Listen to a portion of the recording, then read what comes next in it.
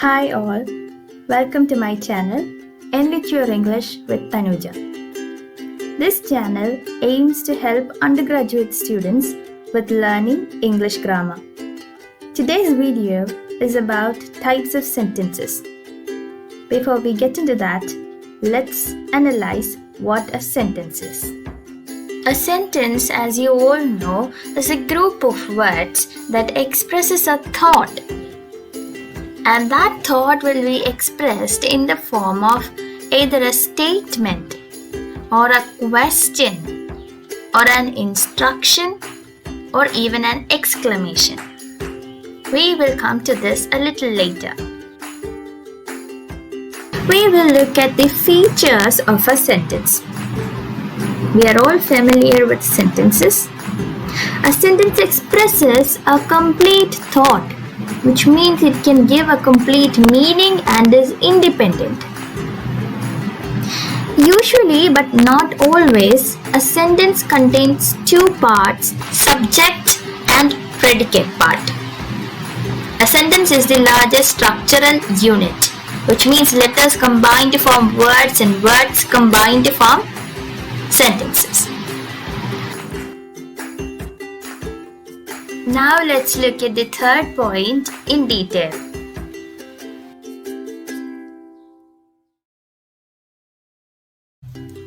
Look at this sentence. Lady Augusta, a noble and beautiful English woman, offered her hand and fortune to the English knight. In order to identify the subject and the predicate in any sentence, we need to identify the verb first. The part that comes before the verb will be the subject of the sentence. So all the verbs that comes before the verb becomes the subject. Predicate is the rest of the sentence. Look at the example. Here the word offered is the first finite verb in the whole of the sentence. Therefore, our subject comes just before the verb. That is, the subject is Lady Augusta, a noble and beautiful English woman. So this much of the sentence becomes the subject part and the rest becomes the predicate. The predicate is offered her hand and fortune to the English knight. Look at another example. Flocks of migratory birds flew hundreds of kilometers to the east in search of a good weather. Here, as you can identify, flew is the finite verb, which is the past form of fly. So, the subject is flocks of migratory birds becomes the subject and the rest of the sentence is its predicate.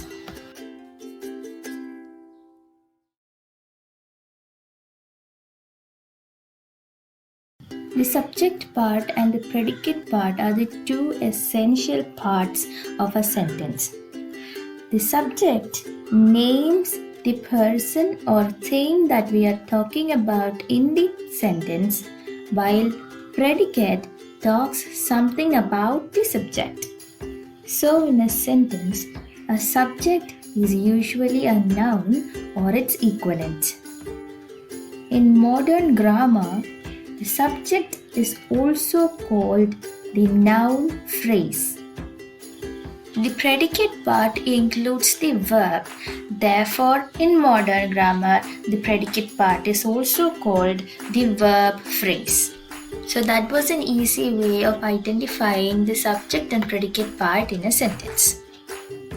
Now we are coming to the main part of our video, that is the types of sentences.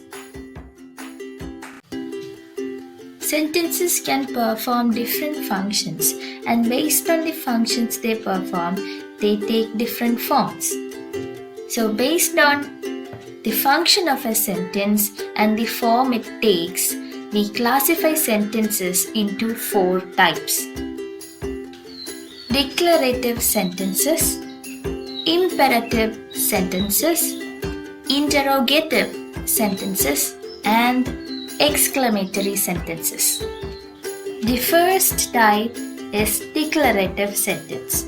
A declarative sentence is also called assertive sentence. So as the name suggests, these sentences states, declares or asserts something. It can be easily identified because it ends with a full stop. These sentences just make statements. Let us look at some examples.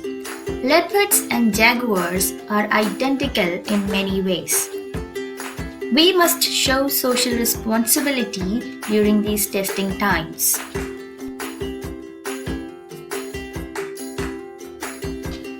Kerala's healthcare sector is one of the best in the world.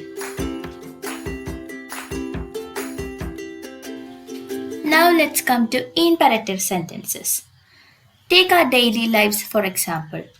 We make countless requests, we suggest, we invite people, we sometimes give advice to people. Similarly, we may command or give an instruction. All these functions are performed using imperative sentences. Look at some examples. Get out, which is a command.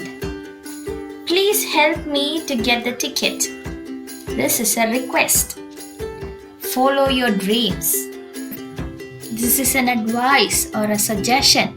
Similarly, be kind. All these sentences come under the category of imperatives. Now we come to the next category. In our daily lives, we make and hear many questions, right?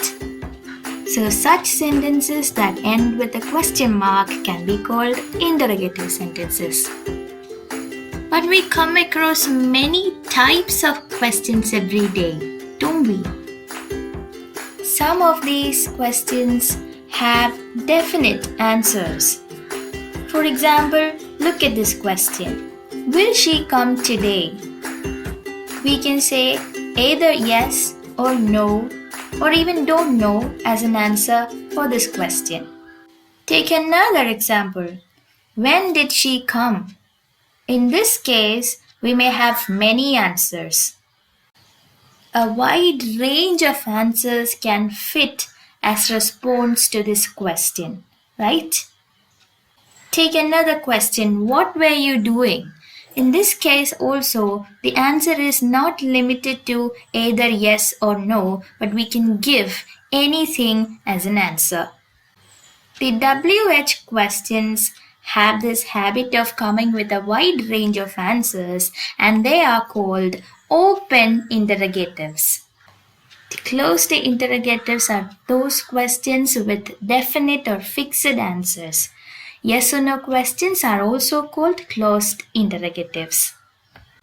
You might have heard of question tags that are used in sentences to seek confirmation. Question tags also come under the category of interrogatives. A detailed explanation of question tags will be given in another video.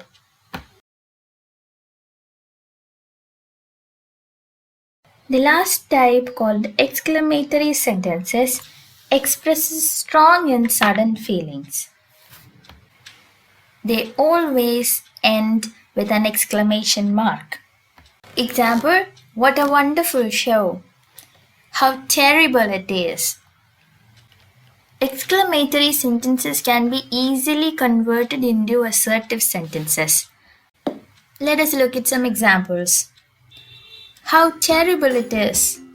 It is very terrible. Alas, he is dead. It is very sad that he is dead. How painful it is. It is very painful. So in today's video, we saw classifying sentences based on its functions. We discussed 4 types of sentences. Hope this was useful for you. If you want more videos on English grammar, subscribe to this channel. Don't forget to like and share. Thank you so much for watching.